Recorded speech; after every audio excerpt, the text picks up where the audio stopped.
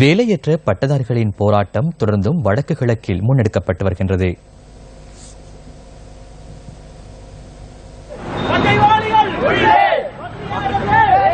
வடமாகாண வேலையற்ற பட்டதாரிகள் இன்று மனித சங்கிலி போராட்டத்தில் ஈடுபட்டனர்.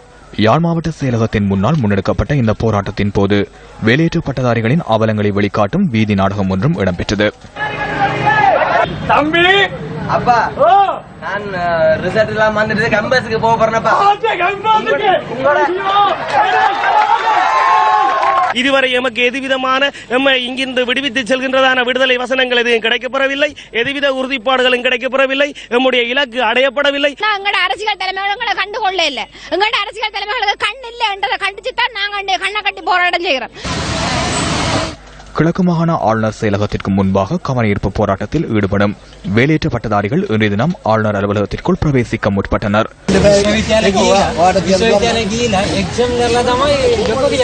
அதனைத் தொடர்ந்து வேலையற்ற பட்டதாரிகள் ஆளுநருடன் கலந்துரையாடுவதற்கு அனுமதி வழங்கப்பட்டது. அங்கே மணிக்கணக்காக எங்களுடைய கௌரவ ஆளுநர் அவர்கள் பேசியிருந்தார். பட்டதாரிகளுக்கு எந்த விதமான தீர்வுகளுமே கிடைக்கப்படவில்லை. அங்கே அரசாங்கத்தை குற்றம் சுமத்துகிறார் ஆளுநர் அவர்கள். அங்கே நாங்கள் ஏமாந்தவர்களாக, பூச்சாண்டி காட்டப்பட்டவர்களாக பட்டதாரிகள் என்று பட்டம் பெற்று தெருவிலே நிற்க வேண்டிய நிலைக்கு தள்ளப்பட்டிருக்கின்றோம். மட்டக்களப்பில் வேலையற்ற பட்டதாரிகள் முன்னெடுக்கும் போராட்டம் 16வது நாளாகவும் இன்றும் தொடர்கின்றது. மாவட்டத்தில் உள்ள 1600க்கும் மேற்பட்ட வேலையற்ற பட்டதாரிகளுக்கு நியமனம் வழங்கும் வரை போராட்டத்தை கைவிடப் போவதில்லை என இவர்கள் குறிப்பிடுகின்றனர். பட்டம் முடிச்சு நாங்க இந்த வீதியில கிடந்து கஷ்டப்படுறோம்ன்றத தலையெழுத்தா இந்த அரசு நல்லாட்சி என்று சொல்றாங்க. பட்டதாரிகள் இங்க இரவும் பகலுமா வெயிலையும் மழையிலையும் கிடந்து நாங்க கஷ்டப்படுறது கண்ணுக்கு தெரியலையா?